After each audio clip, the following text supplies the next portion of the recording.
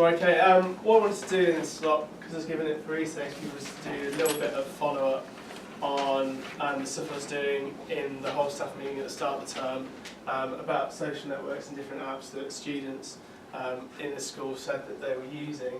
And then the second part, I wanted to look at some scenarios which might crop up in the course of teaching and to just have a bit of discussion about how we might approach each of the scenarios, because within the school we have an acceptable use policy for IT for students, but we don't actually have a written policy with any advice for staff about acceptable use. And if we were to look at the student one, it might vary to what we would expect staff to be doing or not to be doing. And so I just thought it would be interesting to gain some thoughts of people on what they thought was acceptable and why they thought it was acceptable and why maybe not, with the view that I'm trying to feed into headship to getting an acceptable use policy for staff written and adopted, because I think it would be useful for people to know where they stand. What I did first of all was I wanted to go through only 4 or 5 of the apps that were on that quiz, some of the ones which maybe are most relevant or may cause the most problems. The first one that I wanted to look at was Snapchat. Snapchat is one that you hear a lot about in schools, mainly used because students think that whatever they put on there will be temporary, because you can put the time limit onto a picture you put onto Snapchat. The aim of the app was for students or people to be able to have fun, show light moments with their friends without the risk of it being public all the time. However, what many students don't realise is that if someone sees the Snapchat, they can print screen that very quickly and they can save the image, and therefore it can be spread around more people and it never truly goes away. And there are also instances where there is software out there that people can get which can recover Snapchat images, so even if you've deleted it, it is possible for someone with relatively little know-how to get that image back. One of the big concerns with all these kind of apps is that students don't really seem to make the connection between their actual real life and what they would actually do in front of people and their online self. So people generally take on a bit of a different persona, and they might do things online that they would never really do in what they would consider real life, because they see it as being quite removed. So Snapchat has been linked with a rise in teenagers sexting each other, so sending inappropriate pictures, and that seems to be becoming a bigger and bigger problem in school. So that was quite a common one. Ask FM, again, also been in the news a lot. This site became popular because it allows people to ask questions online, and then people can answer the questions, and they can choose to do that either by saying who they are and answering the question, but they can also do it anonymously.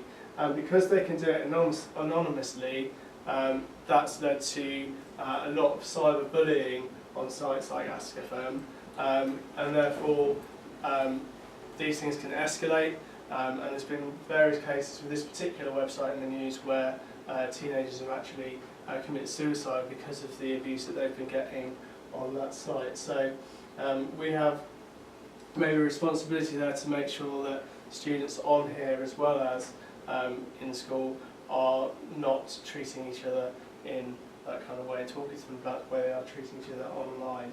And it's interesting when you do speak to some of our students. I've spoken to some of our, I'd say, more kind of lively year 8s, and they seem to be of the opinion that it's quite a laugh to go on Ask FM and to put on their comments which are quite horrible, or to try and deliberately provoke people to giving them bad comments or writing things back to them.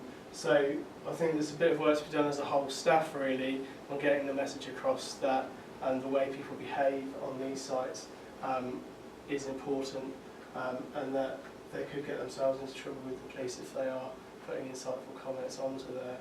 So particularly year 8 students who I think that's an issue with. Omegle, a site which I really dislike. This app is for video chatting, but what it does is it's designed to put two strangers together so they can chat by video. The big problem with this site obviously is you don't know who's going to pop up or what they might be doing. Again, this came up because I asked the students in year 8 what different apps are you actually using, and this was one that a lot of them did say that they went on. So obviously if you don't know what's going to pop up when you're watching a video chat, then you shouldn't be going on there. So you just log on? And so yeah, you sign up to it, so it's an app, you download the app, you create a username, you go on there, and then you will just go on and you'll get a random text chat or video chat coming up. Very much like some websites that are out there. I don't know if you've heard of chat roulette. No, you don't want to go on it. It's generally men doing things to themselves that you wouldn't want to see, which is what I'm led to believe that this is mostly as well. So mostly being used for inappropriate kind of content. But then not all apps are bad. So there's this app Uvu, which is quite similar, but for this one it's not anonymous. And this one's quite successful because students generally use this for revising together, because you can have 12 people in a video chat at the same time and it's free. So where people have thought about it and they've put some safety in and a bit more control, it actually could be quite powerful. So, you know, not all of these apps are bad, they could be useful. It's just making sure that students are using it in an appropriate way. And Omegle, I don't really know what they were thinking of when they created that one. Completely inappropriate. So those are a few apps I wanted to go through. The next thing, what I wanted to do was to look at acceptable use. And as I said, the main thing is that in this school we don't have an acceptable use policy for staff. And I was just interested in getting some feedback from people on what they thought of the different scenarios that I'm going to show, or what you would think would be acceptable to do, so that I can start to gather some feedback for putting together a bit of an acceptable use policy. So the first one there, something might happen. So we all might borrow school equipment, take it home. So Miss Peach borrows a school iPad and a laptop, which she takes home. When she's not using it for schoolwork, she uses it for personal use. And just really, what do we think about that? What are some issues that might come up? What you would do, would you? Wouldn't use do personal stuff on school computers if you don't know what, like internet browsing it, you can also save your history and stuff. The student then goes on it. Yeah, I mean, would you never do anything on school?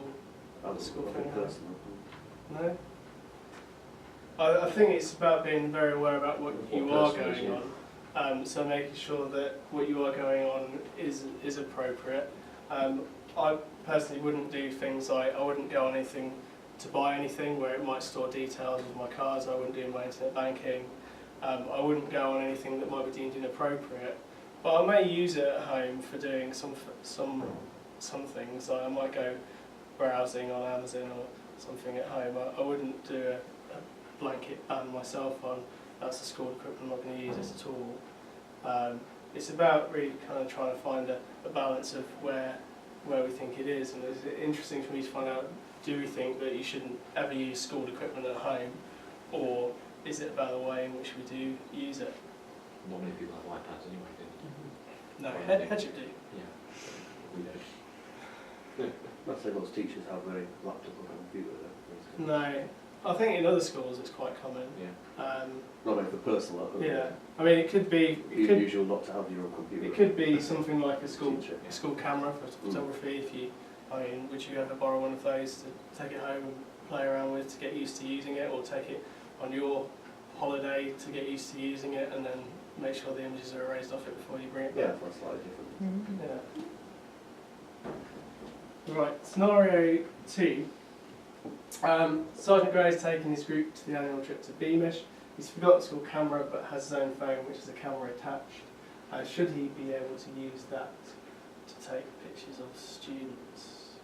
It's probably something which could easily happen if you're going to take a camera on a trip. So the question is, really, Yes. yes, you should be able to use your camera. Looking on that. As long as you delete them afterwards and don't keep them on For there. instance, when I don't go sailing, I use my camera for sailing because I'm sure the school camera doesn't want to be dropped overboard, whereas mine is quite safe to be dropped in the water. Okay. So, I think it raises more issues about where the pictures are stored after, yeah. rather than what device they're taken on. Yeah, I mean that's kind of that's the thing, is that whatever you do, I can take photographs, but even when I take them on a school camera, I can download them to whatever I want to. It's not Yeah. rocket science to do that. It's not as if taking them on a school camera is ultra secure, and so what I do is download it at home anyway. So it's not as if it's going to stop people using it. If you want to get around, you can get around it. Yeah. Scenario 3. Miss Gold's had a bad day at school. When she gets home, she adds a status to friend book. So, is it important to be careful what we write on social networks? Yeah. Don't name students. But I suppose if your profile's fairly public, maybe people haven't set their status to be that private. If you're writing negative things at all, does it give off an impression As long as about you the keep school? it vague and just say, I've had a really bad day at school, that might be, or I've had a really bad day, full stop. Plus, if you're teaching, just a blanket, everything shut down. Like, Yeah. no one could access mine. And, Yeah. I'm not friends with anyone from work. You'd be surprised though if you just Facebook stalk a few people who work in their school and who you're not friends with and see what you can see. You'd be surprised what you can access on some people. So Want to share? Kids are always on. generally, I go down the line of not writing anything about work on my Facebook just in case. But I suppose if you keep it vague and you're not mentioning people, then that should be okay. But if you're writing it on there frequently and people are seeing it, it might build up an impression of how you're feeling about your time at the school, and if it was seen by some people, maybe they might think you're not very happy or that kind of thing. So it's about being self-conscious about these things. Professor Plum has spare time at lunchtimes and uses school machine to research books for his holiday for half term. What do you think of that one? I think that's completely fine. It's just that he's doing it in his lunchtime, just his own time. Looking for books isn't inappropriate. Again, it might depend on what kind of books he's looking for, but as long as he's looking for something that's appropriate. No, he's looking for his holiday. Well, even looking for a holiday, it's not an inappropriate thing. Couple more. Colonel must have retired last term, but he still has access to school email accounts and he has access to the school system, so he can organise his affairs. Do you think that once someone's retired, they should immediately be cut off the school system, or will they still have access? Why would you want to? Well, it's saying that he's set up things to his school email address, so he still wants to have the email address to receive things. I think for a limited time, because if whoever's taken over for him has any questions or issues or can't find work, they might. But Everywhere I work, your email's cut off as you leave. yeah, With most organisations, that's what happens and that's what should happen. As a trainee, I'm pretty sure I still had active school accounts at placement schools that were on for some time now. I had no reason to go on there, but I know that if I needed to retrieve something, then get it. But I had no business, no business going back. I think it is an interesting thing in schools. I mean, I've been at this school now for two and a term years, and I still have access to everything in my last school. And I do think that probably is an issue. I shouldn't be able to get on to information about students from the school I no longer work at, nor should I be able to access emails relating to a school I no longer work at. And I can go on their Moodle and I could basically see all their resources for every subject. So You can see a scenario though, for example, if he retired in a year 10 group and then the next teacher inherited that year 10 group into year 11, then that teacher go, well, I might need to get in contact with them about some sort of like. But they'd have coursework You make a issue. provision for. Yeah, so you'd give a different email address, or you'd have a home phone number where Yeah, you can but contact them. I thought for a month or so, I can't see a particular problem with that if you, yeah. I suppose, yeah, it's a short period of time. Yeah, a cut-off date, yeah. Okay. Second last one. Miss White is a disgruntled grandparent and has commented on Friendbook to air her grievance. She's named school teacher in the girl-child school. Others have commented on the post and users spread around the playground. What could we do about that?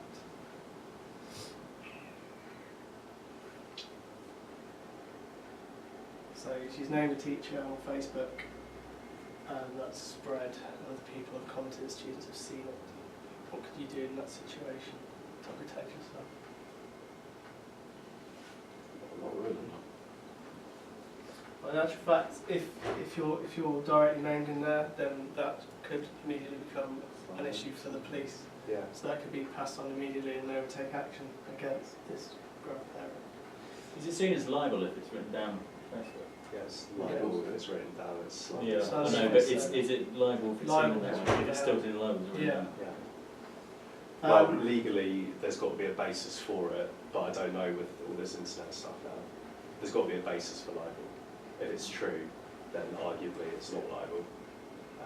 But obviously with social media, there's always a bit of a, it's a grey area. Sorry, I did media, a bit of media also. Yeah. Right, and the very last one. So Dr. Black intends to finish his reports at home because he's had too much to do at school. He's going to take them home on a memory stick. Is that okay? Yeah. But what measures should we put in place? Is the leading question from there. So if he lost his memory stick, it has details of students on it and what grades they're achieving. So if we are taking things home on a memory stick, we should be password protecting that memory stick, or maybe looking into doing some encryption on the data on there if it's particularly sensitive, rather than just taking it. We will end up in a situation whereby we were leaving the memory stick on a train or somewhere, and it's getting into the hands of someone who shouldn't see that data. And that's it, I'm done. Cheers.